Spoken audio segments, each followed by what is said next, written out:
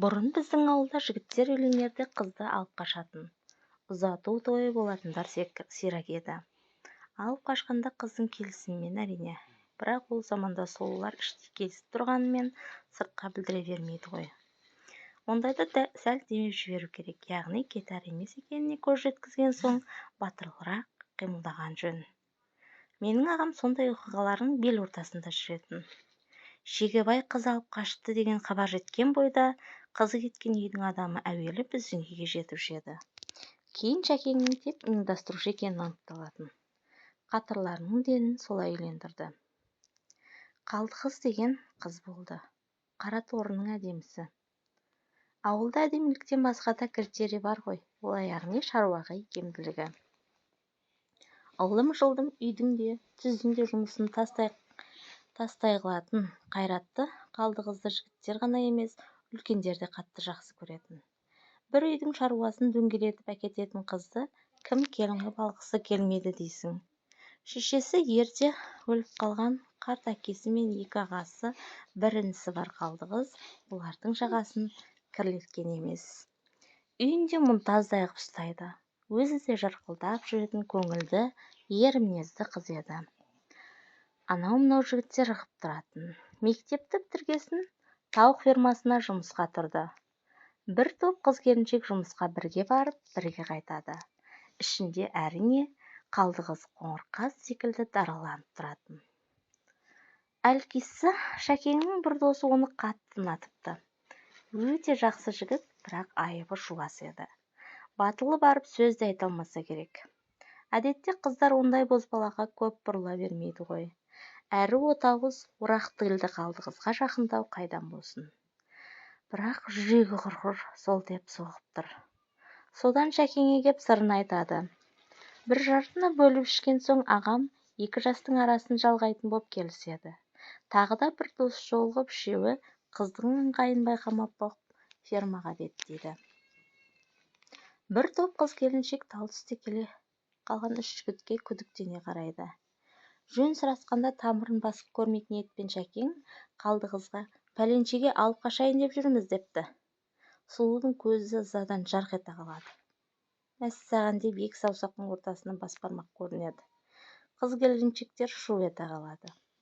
Әйел затының алдында дәйім мерей үстем боп бұрын мұндай қорлық көрмеген Шәкеңнің қаны басына шығып, ептеп тістеніп, бүгін сені алып қашпасам беген деп, пәленшеге әйел қылмасам атымды басқа қояйын.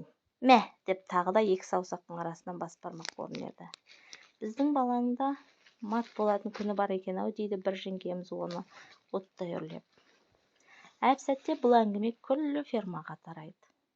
Сонда тракторшы болып істейтін ағамның аптарихаты таразыға тартылған сәт туады. Жоқ, дейді Шәкең серігіне бұрылып, бұлай болмайды. Қалай да бүгін алып қашамыз, дейді. Қанша мықты дегенмен әйел зат емес пе? Қалдықыз қауіптеніп ағаларына бала жүгіртіпті. 18:00-де келіп, мені алып кетсін. Пысық жеңгелердің бірі мұнын Шәкеңе жеткізеді. Сонымен 2-3 сағат уақыт бар. Алып кете алмаса, топ қаттының табасына қалары анық. Сендер мен ысқырғанда мотоциклмен зыр етіп келе қалыңдар. Мен қазір, қой оны жалғыз өзің. Қалай алып қашасың? Жігіттер бұлай дейтінің бар, Қалдықызбен деген еркектерге дес бермейтін тым қарулы еді. Жоқ, бәріміз бірге барып, көзге түсуге болмайды, дейді Шәкең түтігіп. Сөйтсе де тауық фермасының есігіне қарай жүгіре жөнеледі.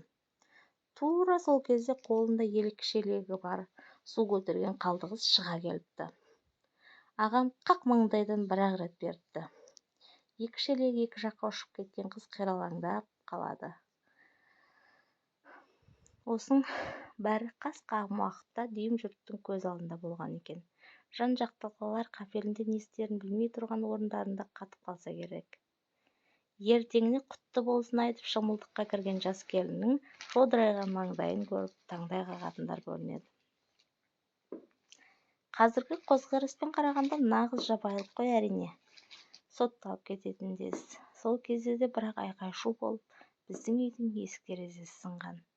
Ақыры екі жақ бітімге келеді. қалдығы сол әулетке тастай батып судайсың еді. Күйеуінің кең мінезі, шексіз мейірімі, бұның бауырларына деген алғаусыз ықыласы, жүрегі тоңып тұрған жетім қызды баурап әкетсе керек. Келісті, отбасылы болды. Іркес-тіркес 10 бала дүниеге келді. Қазір бір жаман немере сүйген бақытты шал кемпір. Алматыға келсе, тура ағамның үйіне түседі.